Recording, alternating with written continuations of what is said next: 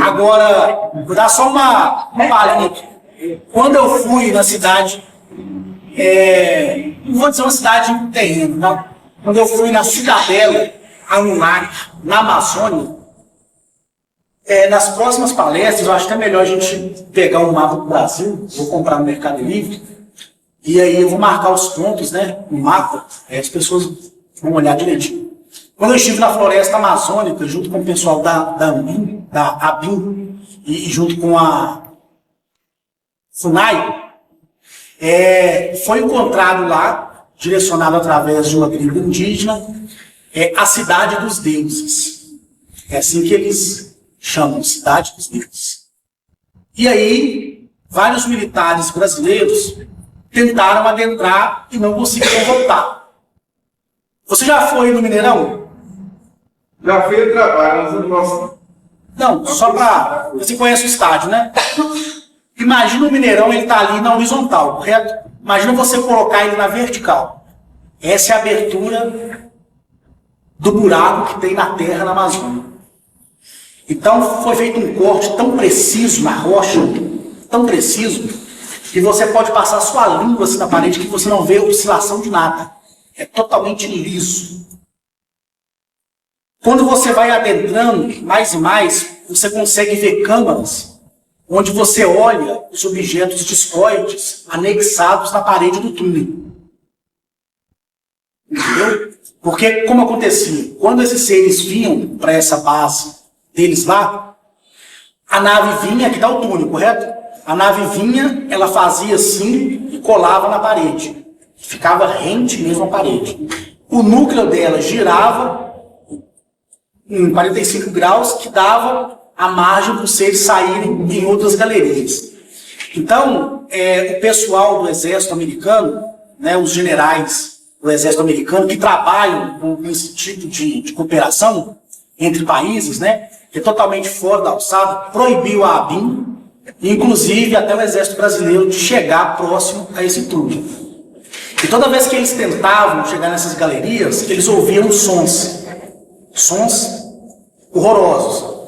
Então eles achavam que alguém ali estava sendo sacrificado, porque era muito grito.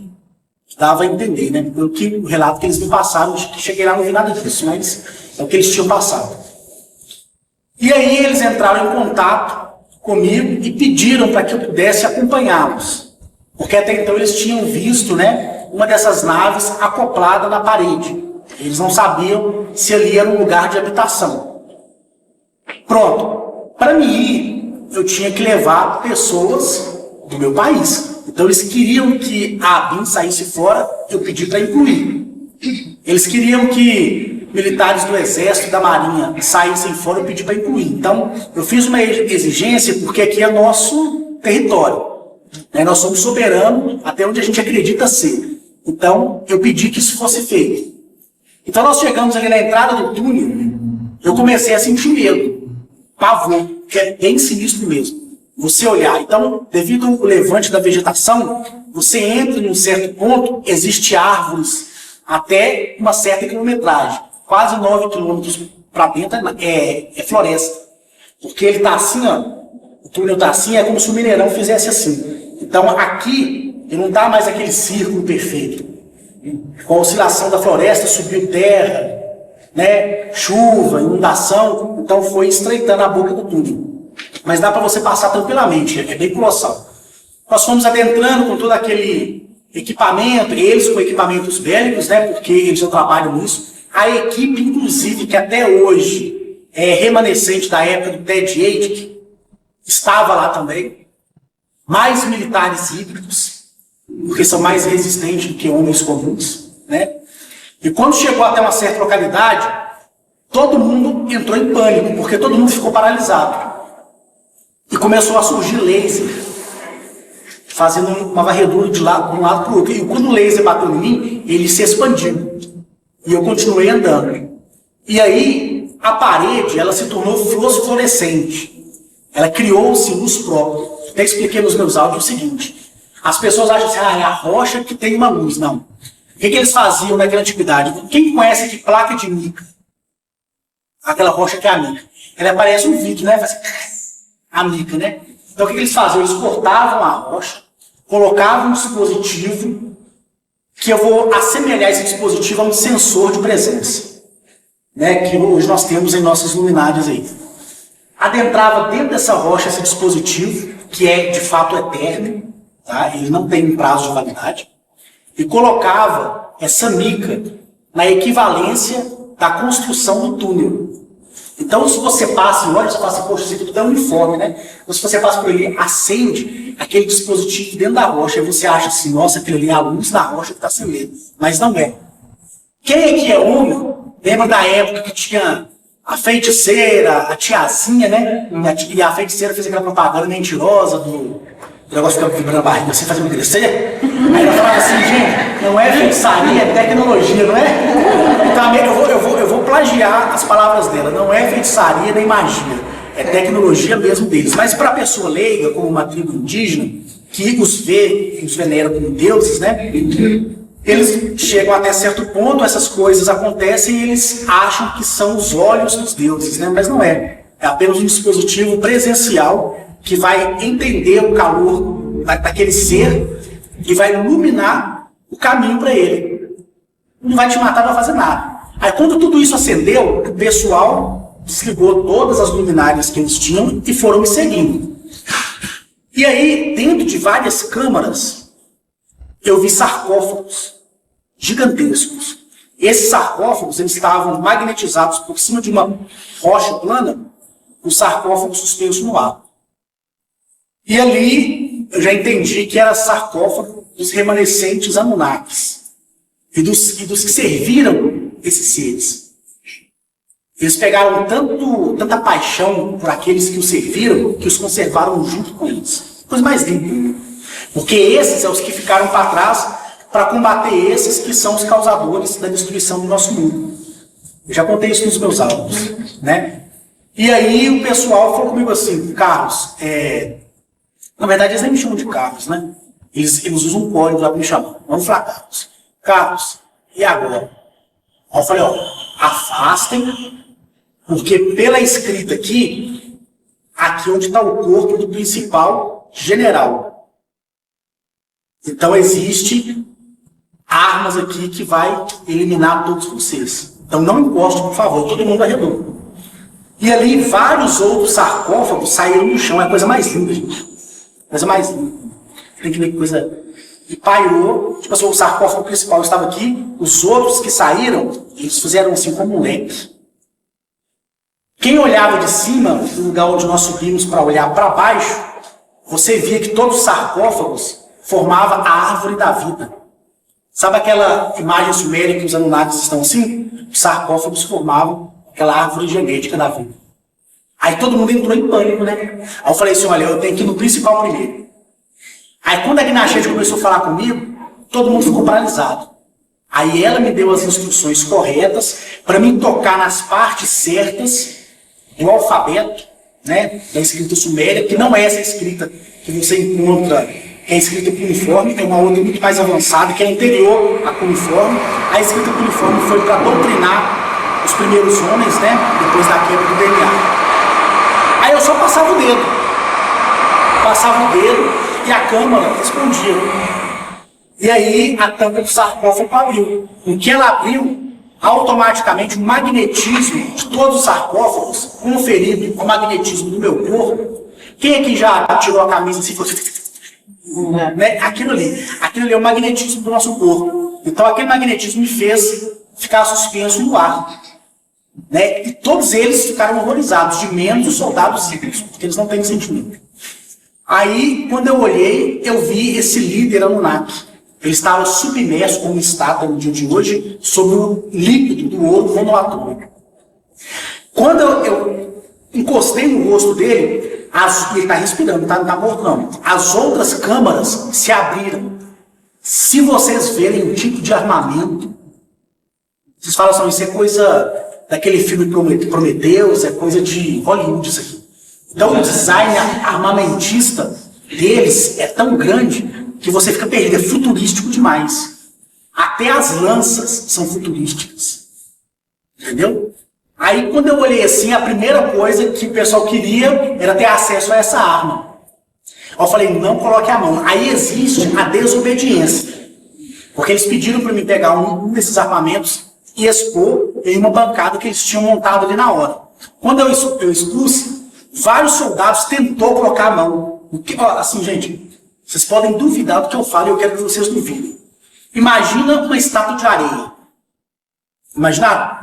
Na hora que eles encostaram assim, eles viraram pó, eles dissolveram. E veio aquele odor terrível.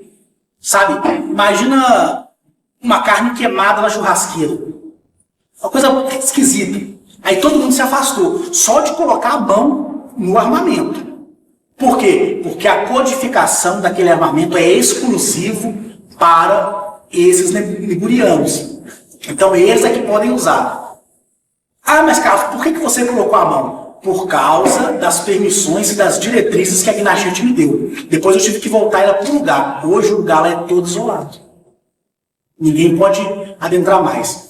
Lá eu fiquei quase 17 dias. Eu não comia, não bebia água, esquecia.